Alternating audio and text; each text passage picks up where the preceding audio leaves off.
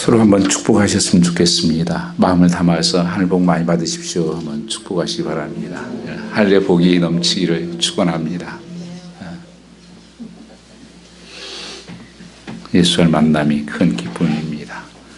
기도하겠습니다. 감사하신 여호와 아버지 하나님, 오늘 또 예배의 공동체로 우리를 불러주심을 감사합니다.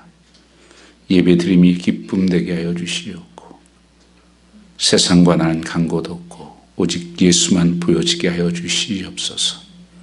오직 금과 은 없어도 십자가의 능력이 이곳에 임하게 하여 주시고 주의 구원하심이 치유하심이 임하게 하옵소서. 주께 감사하며 예수님 받들어 기도 올렸사옵나이다. 아멘.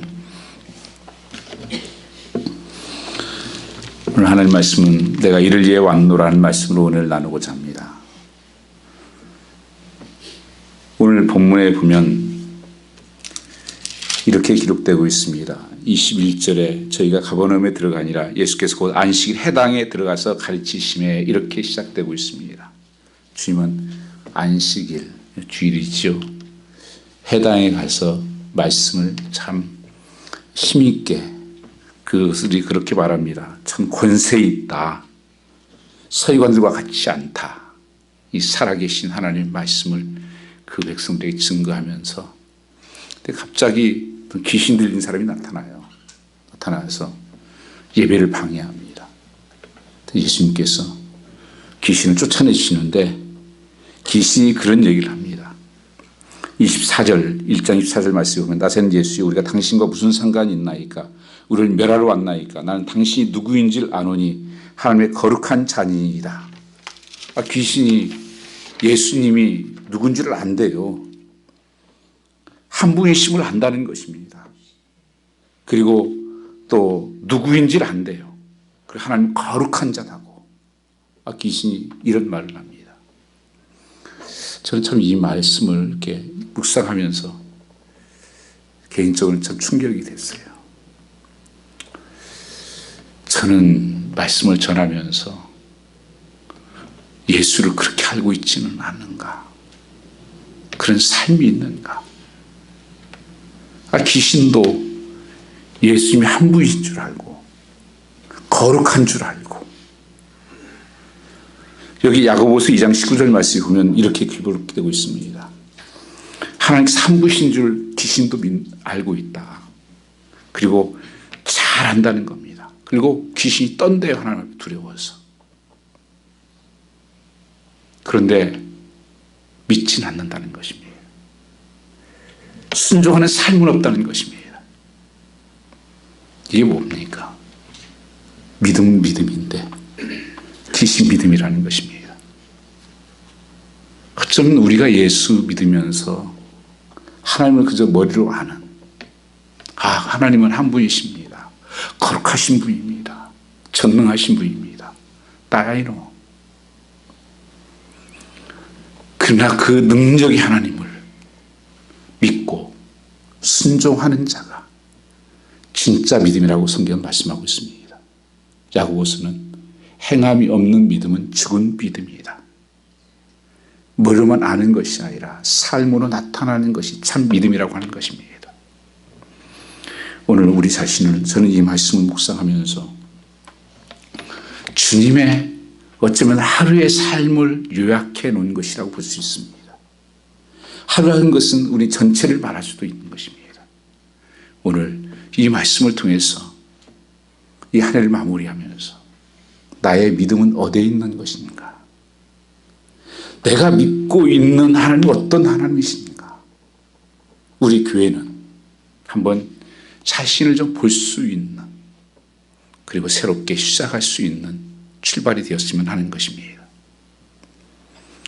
주님께서 말씀을 주일날 가르치시고 귀신을 쫓아내시고 그리고 바로 베드로 장모의 집에 갑니다. 가서 또 장모가 아파 있는 것을 신방하시면서 고쳐주셨습니다.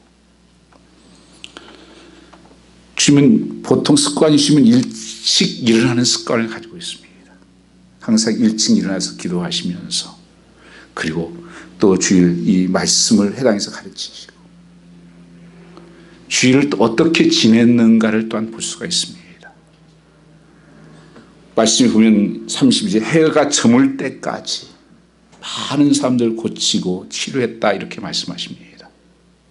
그러니까 주님은 하루 종일 그 말씀을 가르치고 또 어려운 성도 아픈 가정을 신방하시고 귀신을 쫓아내고 병자를 고치시고 이렇게 하나님의 나라와 뜻을 이루어가는 일에 하나님께서 힘썼던 것을 알 수가 있습니다. 오늘 나의 주일은 어떤 것인가?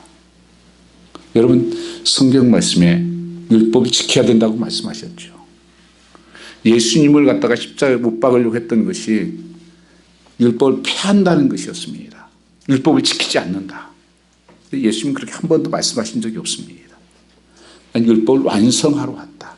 온전케 하러 왔다. 이렇게 말씀하시면서 여러분 율법을 요약하고 요약한 것이 우리 십계명이죠. 그래서 그것을 더 요약한 것이 하나님을 마음을 다하고 성품을 다하고 힘을 다해 주 너의 하나님을 사랑하고 내 이웃을 사랑하는 것이 법이다. 이렇게 말씀하셨습니다. 그렇다면 십계명은 지금도 여전히 살아있는 말씀이에요.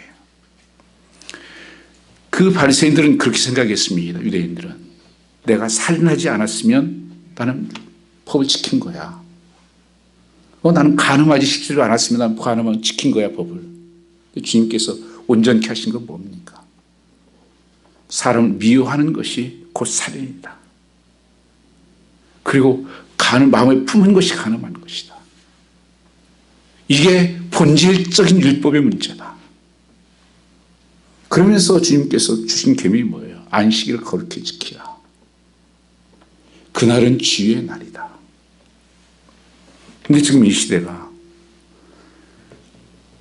이 주일이 다 무너져 있잖아요. 그래서 한번 예배 드려지는 것으로 예배가 다 신앙생활인 것으로 생각하는 경우가 많습니다.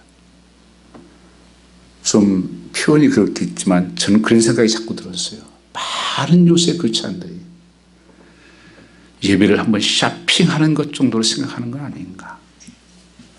일주일에 한 번 되면 여러분들 이렇게 음식도 사고 한 번씩 쇼핑하러 가잖아요. 나 필요한 것들 채우러. 좀 교회도 그런 거 아닌가.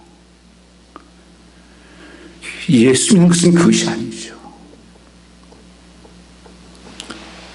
하나님을 예배하고 성도들을 신방하고 또 기도해주고 전도하고 성도와 교제하고 이런 것이 주의 날이에요.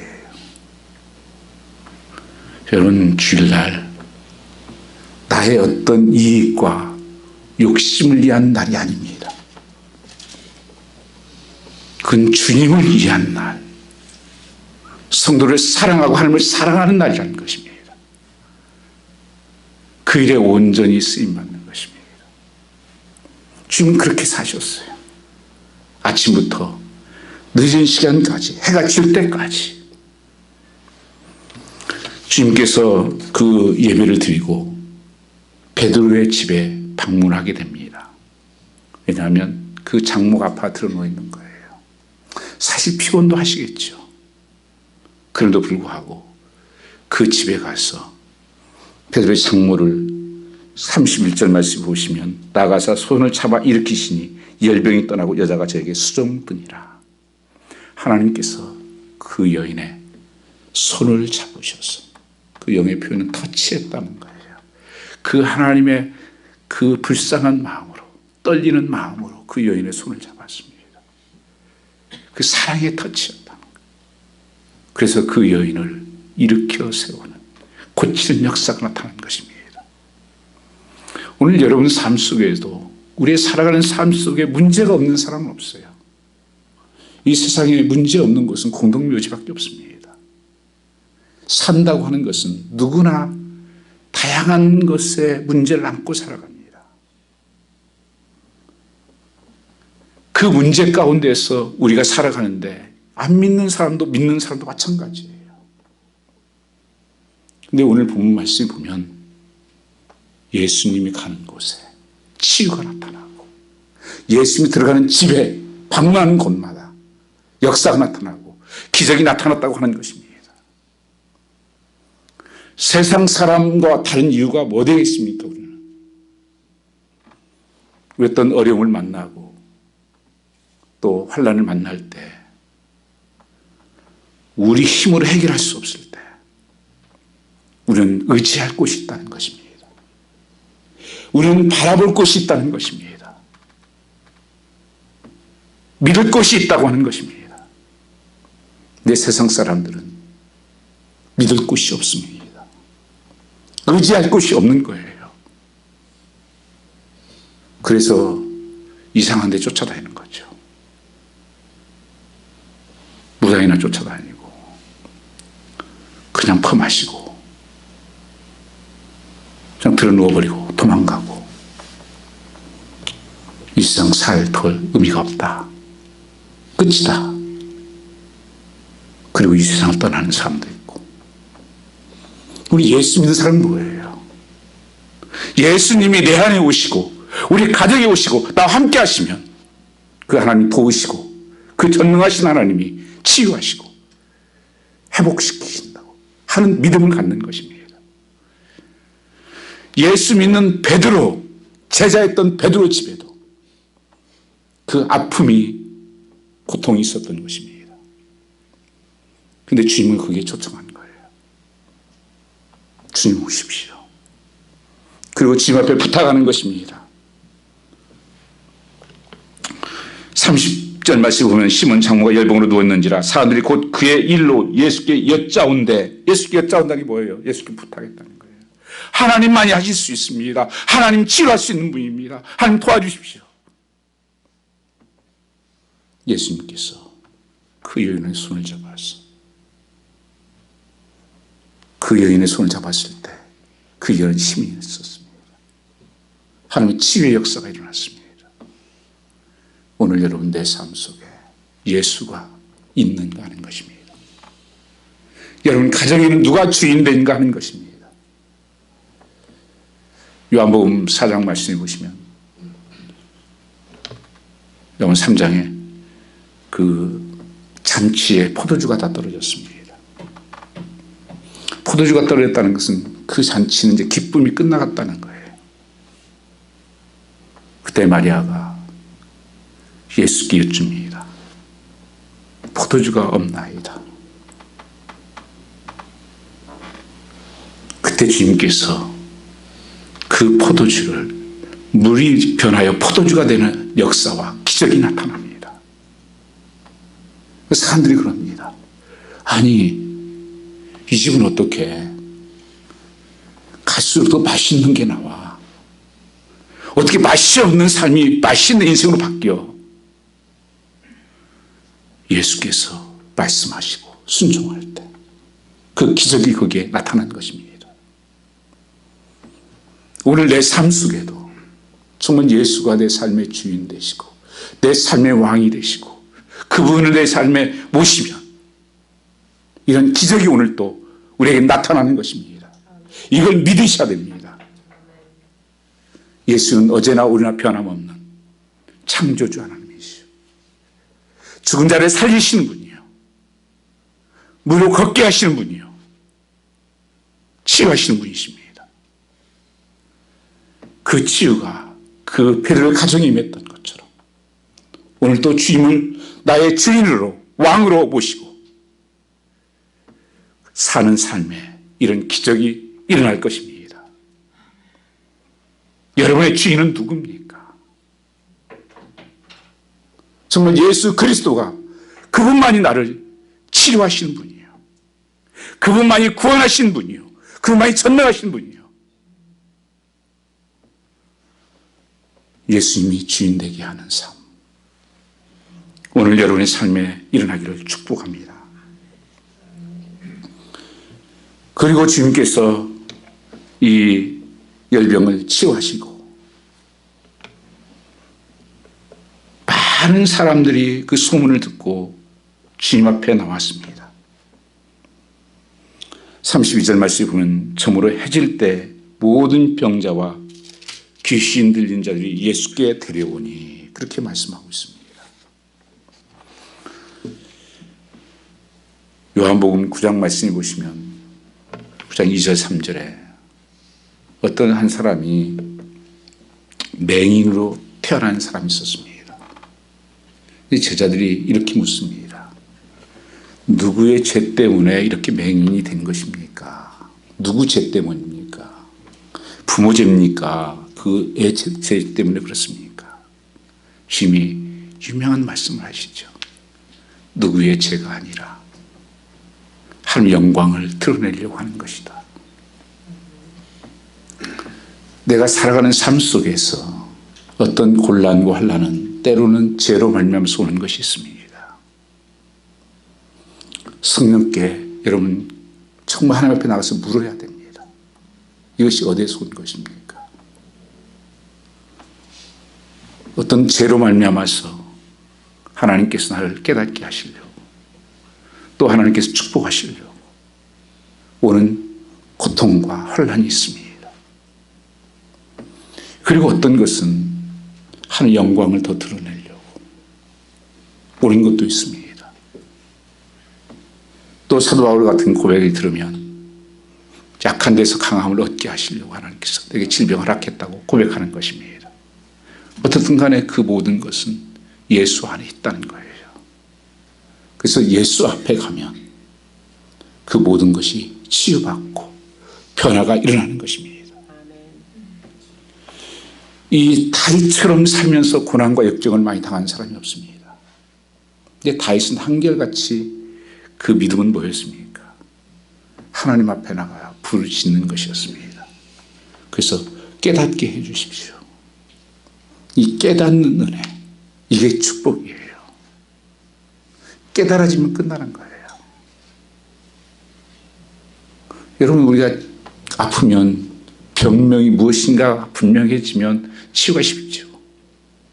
근데 많은 경우에 요새 신경 쓰기 많고 병명이 뭔지를 모르니까 답답할 때가 많죠.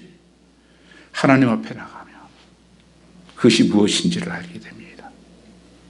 그래서 주님께서 치료할 때 그 상황마다 다 다르게 치료해요.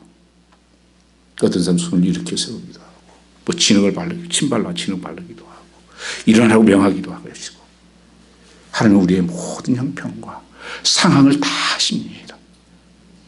그래서 주님은 어떤 경우에도 치유하시고 새롭게 하시는 것입니다. 어떤 분들은 응답이 너무 안 돼요. 기도도 했는데 안 돼요. 내 시간과 내 방법은 하나님 방법과 다를 수 있습니다. 그러나 하나님은 분명히 말씀하셨습니다. 기도하는 것, 구하는 것, 찾는 것, 두드리는 것 열리게 될 것이다. 너희가 아무것도 염려하지 말고 모든 일에 기도와 간구로 너희 구할 것을 감사함으로 하나님께 아뢰라. 그래야 평강의 하나님께서 너희 마음과 생각을 지키시리라. 하나님께서 다 말씀하시고 길을 주셨는데도 불구하고 우리는 얼마나 뻗팅긴지 모릅니다. 하나님 앞에 나오고 하나님을 모시고 하나님 주인 되게 하고 하나님 능력을 참 믿으라고 말씀하셨지만 우리는 믿지를 않는 것입니다. 우리의 삶 속에서 믿는 거 아니고 자꾸 피해 다니는 사람이 많아요. 자꾸 도망을 다녀요. 그래서 해결되는 것이 아닙니다.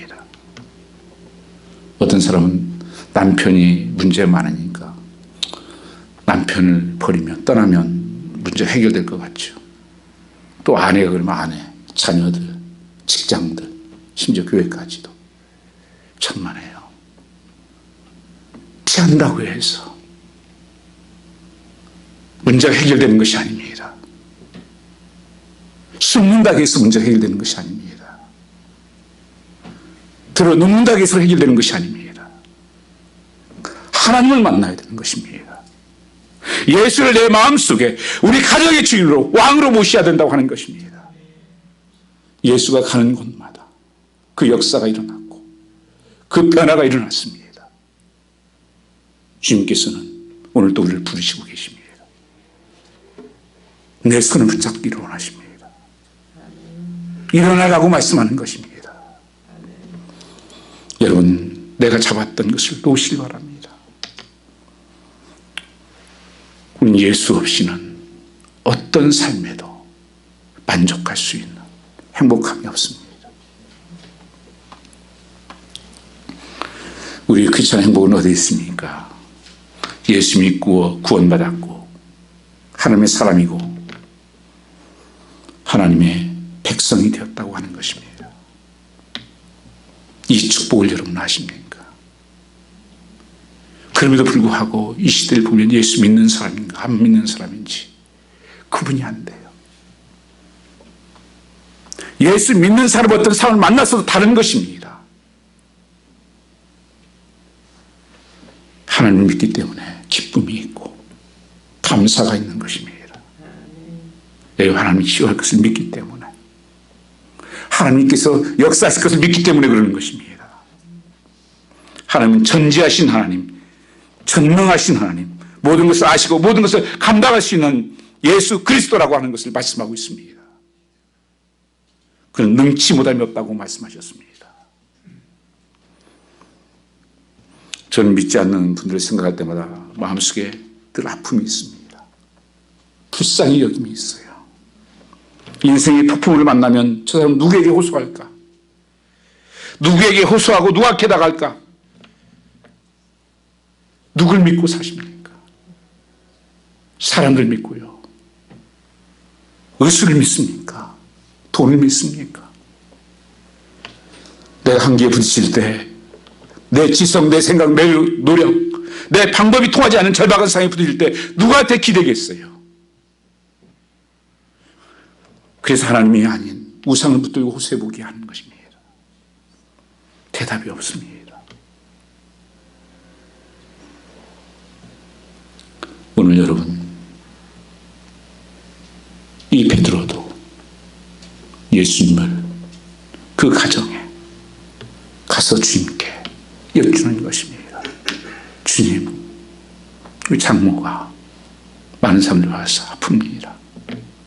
하나님 고쳐주십시오. 이 가난한 마음, 주님을 향한 믿음, 주님께서 한 번도 외면한 적이 없습니다.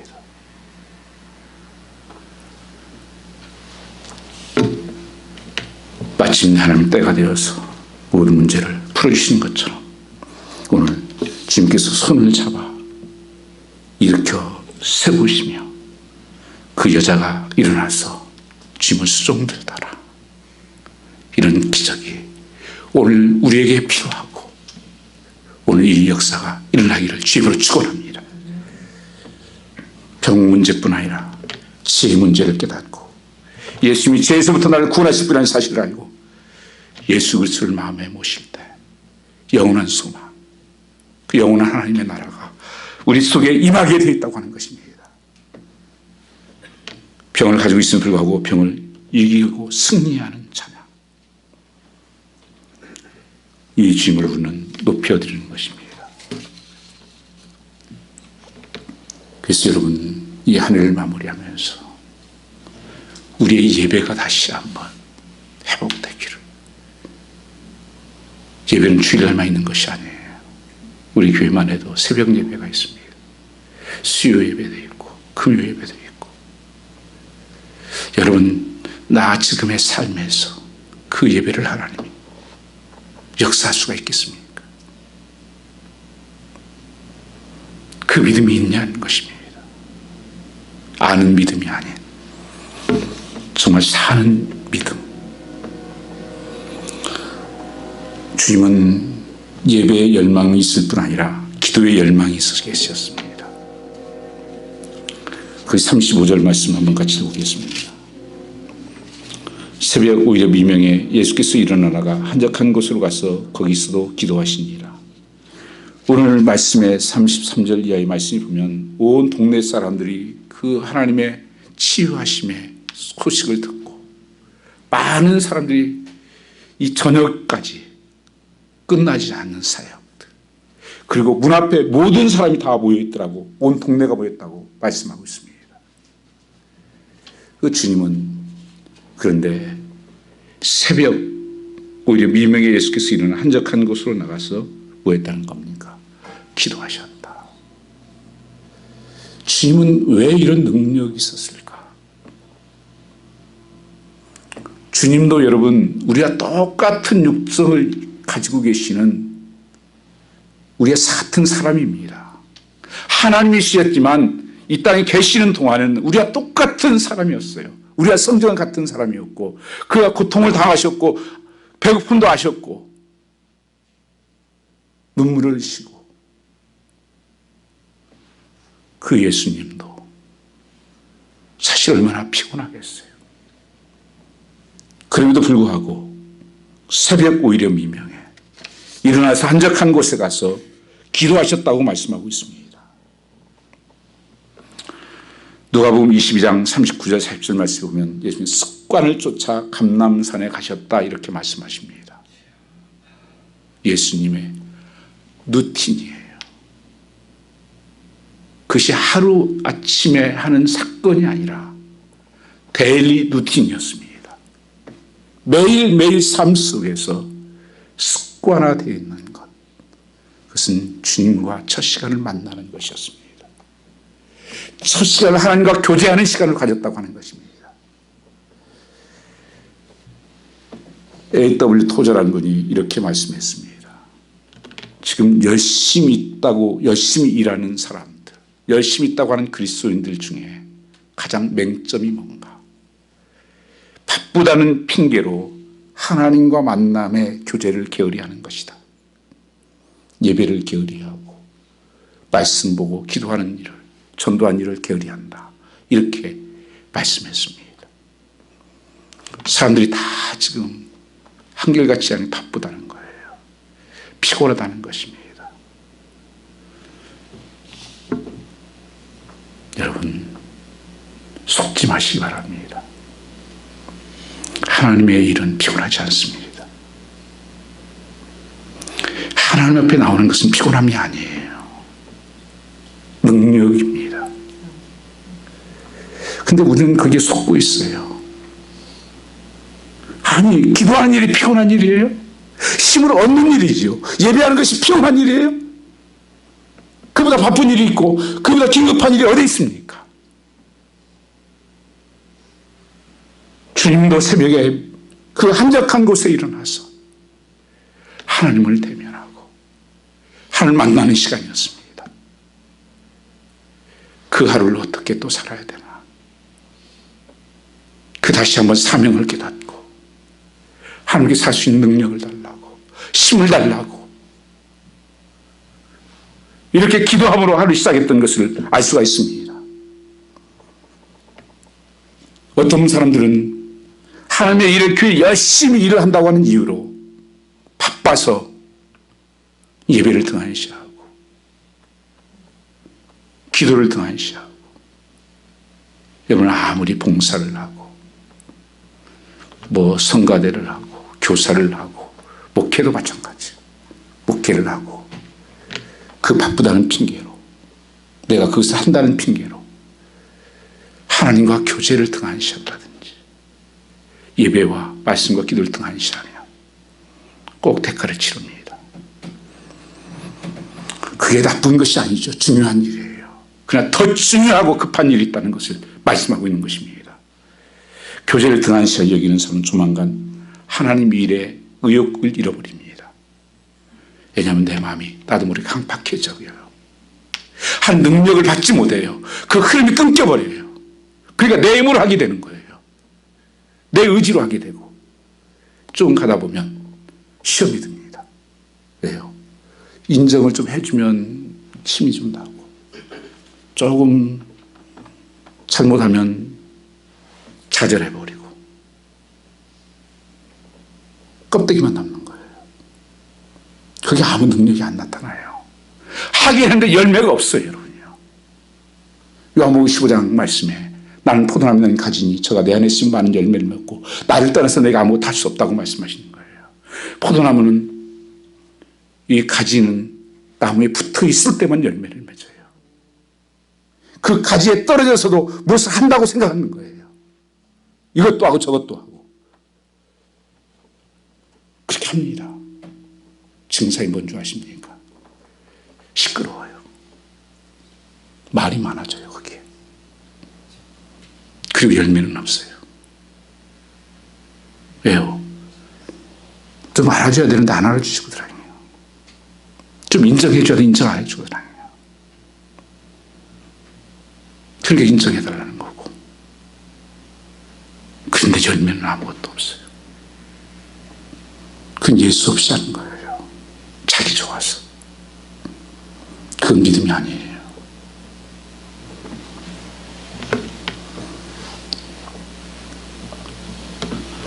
우리가 하나님 게으리 한다면, 교제를 게으리 한다면 교제 얻어지는 충만한 그 능력과 평안함이 없이는 하나님을 계속할 수 없다는 것입니다. 예수님의 생생애를 보시면서 놀라우신 하나님의 그 미션 구원 사역을 있을 수 있었던 것은 무엇이었을까요? 그는 기도였습니다. 그 짧은 생애였지만 엄청난 일을 하셨잖아요. 참으로 감당하기 못한 일들도 하셨잖아요. 할 수만 있으면 옮겨달라고 하는 일도 했잖아요. 그러나 그것이 다 무엇으로 이겼습니까? 기도예요. 그래서 주님께서 내 집은 만민이 기도하는 집이다.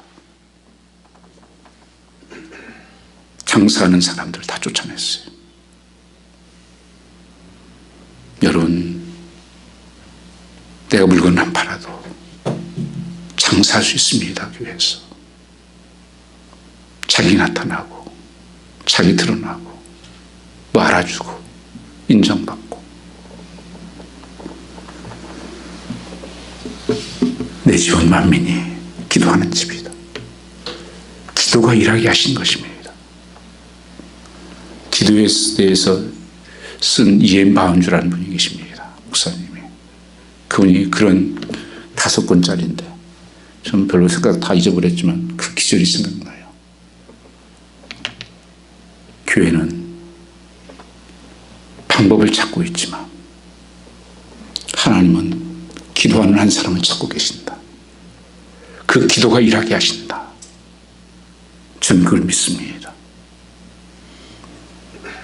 주님도 그것이 하나의 습관처럼 그 감람산에 가셔서 때로는 밤을 새면서 통곡으로 지금 기도하셨다 이렇게 말씀하고 있습니다.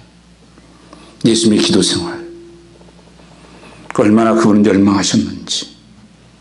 여러분 오늘 봤지만 그 안식일을 얼마나 하루 종일 아침 새벽부터 저녁 해가 질 때까지 그 사역이 쉬운 게 아닙니다.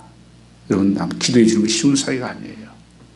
말씀을 전하고 그리고도 새벽 미명에 일어나서. 왜요? 주님의 삶은 그게 우선순위였습니다. 그게 삶의 첫 번째였습니다. 그걸 첫 번째로 놓아서 다른 것은 제낄 수가 있었습니다. 여러분 이민 삶을 살면서 누구나 지금 바빠요. 애들도 바빠요. 그런데 제가 실패하는 사람들의 특징이 뭐냐? 우선순위가 잘못된 거예요. 프라이어티가. 급한 일이 있고 중요한 일들이 있어요. 근데 우리는 뭘 선택하냐면 급한 일을 선택하는 거예요. 지금 눈에 급한 거. 그건 중요한 게 아니에요. 안 해도 되는 일들. 드라마를 다 봐야 됩니까? 뉴스를 다 들어야 됩니까? 뭐 세상 돌아가는 거 다 알아야 됩니까? 그건 해도 되고 안 해도 되는 일이에요. 누구를 만나고 누구를 가고 그건 급한 일이지 중요한 일이 아닙니다. 정말 내 삶에 중요한 것이 무엇인가? 우리의 삶에는 목적이 있습니다. 누구에게나. 이 세상이 70억이 넘지만 똑같은 사람 한 사람도 없어요. 나를 통해서 이루실 것이 하나님께서 기대하는 바가 있습니다. 여러분 다 여기 있는 것도 목적이 있어요. 이 마이크가 마이크로 있을 때 존재의 의미가 별로 없습니다. 그건 마이크죠. 발로 차고. 내 마이크가 쓰임받을 때, 그리고 누구한테 쓰임받느냐에 따라서 그 영향이 달라지는 것입니다. 오늘 우리의 삶도 마찬가지입니다. 내가 온 목적은 무엇인가? 지금 기도하면서 그것을 발견하게 됩니다.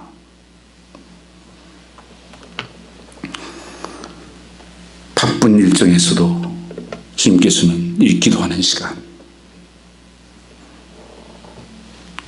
새벽에 한적한 곳에 모든 일을 시작하기 전에, 누구도 만나기 전에, 아무것도 방해받지 않는 시간에 여러분 교회에 못 오시면 여러분 골방이 필요합니다. 정말 골방에서라도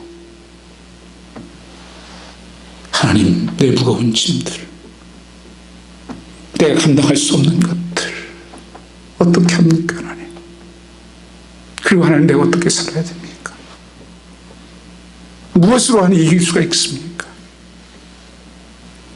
하나님 아들 예수 그리스도도 그 사명을 감당하고 그의 사역을 이루기 위해서 우리의 힘을 할 수 있는 거 없어요. 제 목회하면서 깨닫는 겁니다. 갈수록 내가 누구 하나 변화시킬 수 없고, 누구 하나 내가 고칠 수 없고, 내가 무엇을 할 수 있는 게 아무것도 없어요. 갈수록 그걸 느껴요. 사도 바울이 그러잖아요. 갈수록 난 죄인 중에 개수야. 내 죄인이 무슨 뭘 하겠어요. 하나님밖에 없습니다. 하나님 의지합니다. 오늘 또 이 일을 감당할 수 있는 능력 주시고 힘 주십시오. 그래서 예배가 힘이 되고 기도가 힘이 되는 거예요. 그걸 아는 사람은 이기는 것입니다. 루터는 이런 고백을 했습니다. 나 요즘 너무 바빠진다. 그래서 너 기도해야 되겠다. 실질적으로 그랬습니다. 1시간씩 기도하다가 좀 바쁜 일이 생기니까 2배씩 기도했어요. 2시간씩. 우리가 반대잖아요. 우리는 바빠지니까 뭘 빼먹어요? 예배를 빼먹어요. 바빠지면 뭘 빼먹어요? 기도를 빼먹어요. 말씀을 빼먹어요. 영적으로 굳어지는 증상들이에요. 바쁘면 더, 피곤하면 더. 그래서 누터는 항상 자기 생애에 갈수록 하나님 앞에 11조 드리는 시간으로 기도 시간을 삼았습니다. 11조면 적어도 2시간 반. 그 사역을 이루기 위해서 오늘도 여러분 언제까지 이렇게 사시겠습니까? 여러분 힘으로 살아왔잖아요. 이제는 하나님 의지하고 하나님 도움으로 살겠습니다. 하나님 붙들어야 되지 않습니까?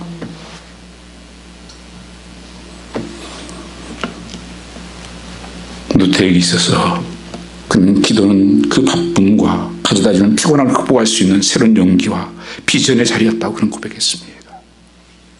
기도의 자리가 새로운 용기와 비전과 힘을 주는 자리였다. 주님도 기도를 사모하지 않았습니까? 그래서 우리에게 주기도문을 가르쳐 주신 것입니다. 제자들에게 다른 거 가르쳐 준 거 없어요. 별로요. 그리고 제자들이 가르쳐 달라는 것도 없어요. 근데 주님께서 주기도문, 얼마나 완벽한 기도인지 몰라요. 기도가 안 되면 그 기도라도 하십시오. 하루 10번씩, 20번씩이라도 정말 마음을 고백이 될 수 있다. 다윗은 사심이 신음을 찾기에 갈급한 같이 내 영혼이 주를 찾기에 갈급하나이다. 주께서 그 기도의 열망이, 여러분 사람마다 일생 살면서 어떤 열망을 가지고 삽니까? 이 순간 무엇이 여러분의 삶과 여러분의 모든 길에서 무엇이 열망이 되십니까? 사람들에게 있어서 부유함, 돈을 얻는 것, 열망인 사람이 있습니다. 인기가 열망인 사람도 있습니다. 여기서 가장 커다란 열망, 소원이 얻는 것이 무엇입니까? 주님은 예배하는 것, 기도하는 것, 전도하는 것이 열망이었습니다. 오늘 뭐라고 말씀하고 있습니까? 여기에 제자들이 주님이 기도한 자리에 쫓아왔습니다. 지금 주님, 많은 사람들이 지금 주님을 찾고 있는데 여기서 뭐하고 계시는 겁니까? 빨리 가셔야 되겠습니다. 급한 일이에요. 그런데 주님은 한번 같이 읽어보겠습니다. 1장 37절 38절입니다. 만나서 가로되 모든 사람이 주를 찾나이다. 이르시되 우리가 다른 가까운 마을로 가자. 거기서 전도하리니 내가 이를 위하여 왔노라 하시고. 주님께서 무슨 말씀하십니까? 지금 주님, 많은 사람들이 지금 기다리고 있어요. 빨리 가셔야 되겠습니다. 주님이 노하합니다. 아니, 이럴 수가 있나? 병 고치는 것이 나쁜 것이 아니죠. 그러나 주님은 기도하시면서 내가 온 목적을 다시 한번 확인하는 것입니다. 내가 살아야 할 목적, 이유, 그 쓸데없는 것들에 거기에 묶이지 않고, 인기에 묶이지 않고, 저 같은 그럴 것 같아요. 거기 얼마나 사람들이 바라고 좋겠어요. 거기에 가면 좋겠다. 치유가 나타나고 변화가 일어나고 얼마나 뭐. 내 주님은 거기에 따라다니지 않았어요. 그 프레셔에 따라다니지 않았습니다. 피어 프레셔에. 내가 온 것은 죄인을 불러왔고, 내가 온 것은 이 복음을 증거하러 온 것이다. 이 초점을 절대 놓치지 않았다고 하는 것이에요. 이게 기도하면서 주님께서 계획하고 준비하는 것이에요. 이 놀라운 일들. 기도의 열망처럼 주님이 가셨던 것은 전도의 열망이었습니다.